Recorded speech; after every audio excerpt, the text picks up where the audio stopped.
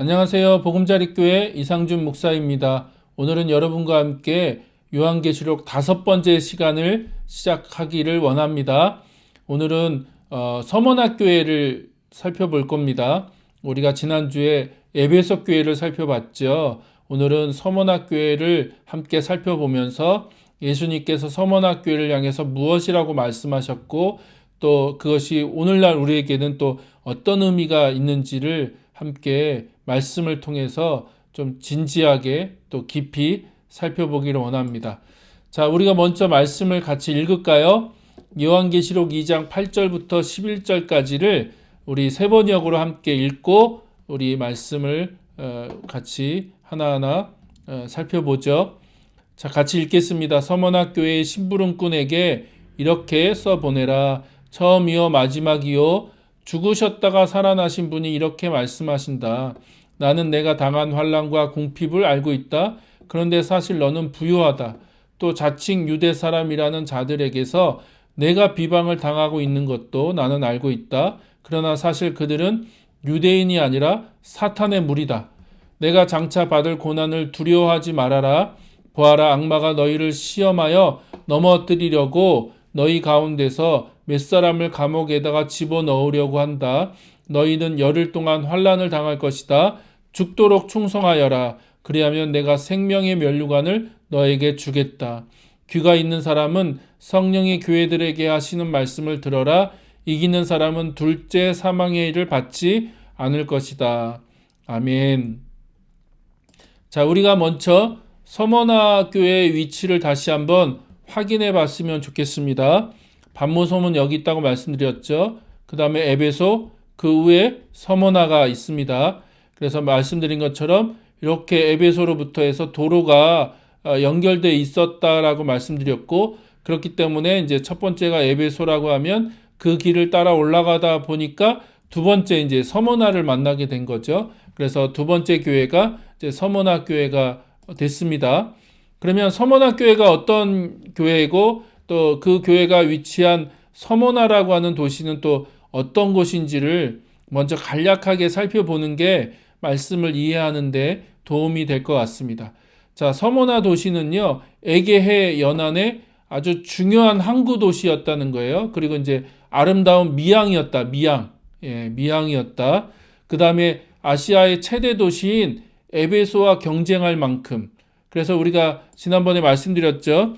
에베소도 항구였고 서머나도 지금 항구 도시인데 그 에베소가 굉장히 큰 도시, 관문 도시, 이 소아시아를 들어가는 관문 도시가 에베소였다고 말씀드렸는데 그 에베소와 경쟁할 만큼 같은 항구 도시니까요. 경쟁할 만큼 상업이나 무역이 발달한 도시가 서머나였다는 거죠.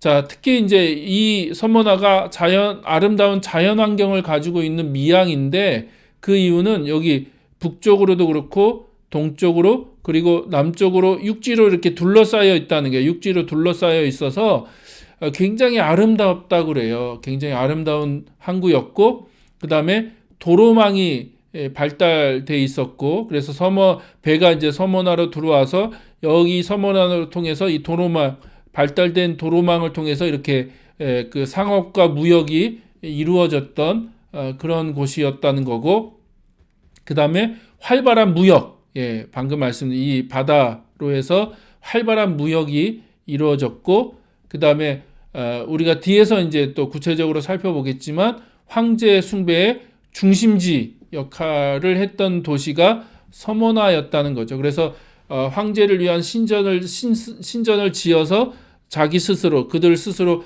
바칠 정도로 황제 숭배에 아주 중심적인 역할을 했던 도시가 서머나였다는 것이죠. 그래서 우리가 이런 그 배경을 좀 이해하고 우리 서머나 교회를 살펴보는 시간을 갖겠습니다.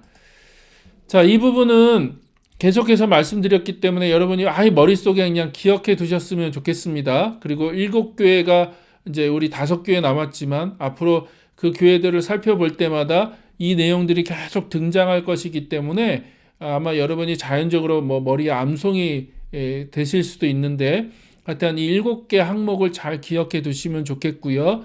이제 오늘은 이름, 그 중에 이제 이름, 그 다음에 칭찬. 서문학교에는 책망은 없습니다. 예, 칭찬만 있고 책망은 없어요. 이 책망은 받지 않은 교회.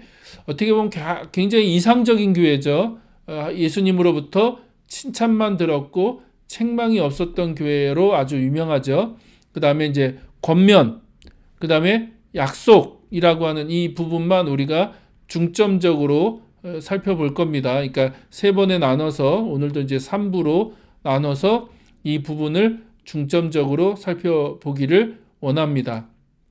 자, 그러면 먼저는 이것도 계속 반복되는 그 문장이고 표현인데, 자, 각 교회에 등장하는 예수님의 모습은 1장에 묘사된 부활 승천하신 예수님의 모습을 배경으로 한다는 거죠. 그래서 1장에 소개된 예수님이 다시 2장, 3장에 소개되고 있는데, 그건 각 교회 상황마다 또 환경마다 각기 다른 예수님의 모습이 소개되고 있다는 것입니다. 그러면 서머나를 향해서는 예수님을 어떻게 소개하고 있냐? 처음이요, 마지막이다. 그리고 어떻게 해요? 죽으셨다가 살아나셨다라고 하는 이 표현을 하고 있다는 거죠.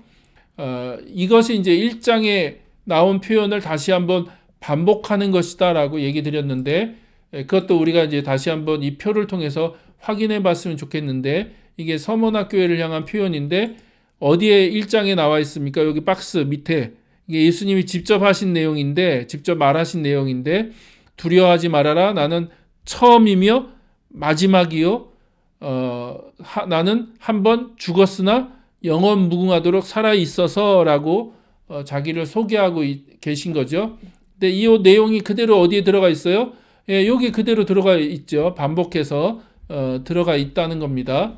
그래서 1장에 소개된 예수님이 다시 한번 소개되고 있는데, 자, 여기에는 두 가지 중요한 이제 질문을 좀 우리가 던져야 되는데, 첫 번째는요, 그런 예수님의 모습이 가지고 있는 의미, 그러니까 그런 예수님을 소개하고 있는데 그 예수님의 모습이 어떤 의미냐는 거예요. 어떤 의미. 그리고 두 번째는 왜 그런 예수님을 왜 그렇게 묘사하고 있냐는 거예요. 왜 그렇게. 그래서 그런 묘사를 선택해서 예수님을 소개하는 이유가 뭐냐라고 하는 걸 우리가 이제 질문을 던져야 되는데, 자, 첫 번째는 이거 1장에서 한번 다 살펴본 내용이라서 우리가 깊이 있게 다루진 않을 겁니다. 처음과 마지막이라는 의미는 역사의 시작이다. 시작. 그쵸? 예수님이 인류 역사의 시작이라는 거예요. 시작. 처음. 그리고 끝이라는 거죠. 마지막이라고 하는 건 끝. 그러니까 예수님 때문에 인간의 역사가 시작됐고 인류의 그 역사를 끝내시는 분, 그러니까 마침표를 찍는 분도 누구세요? 예수님이라는 거죠. 예수님. 그래서 하나님에게는 알파와 오메가라고 표현했고 예수님에게는 처음이요 마지막이다 라고 하는 표현을 썼다. 근데 두 가지 표현이 다 똑같은 거죠. 역사의 시작과 역사의 마지막이다 라고 하는 의미가 있고요.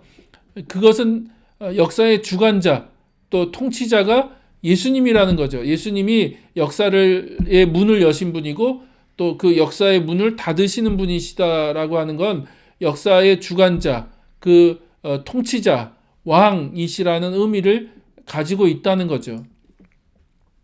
자, 또한 죽었다가 살아났다는 건 무슨 의미입니까?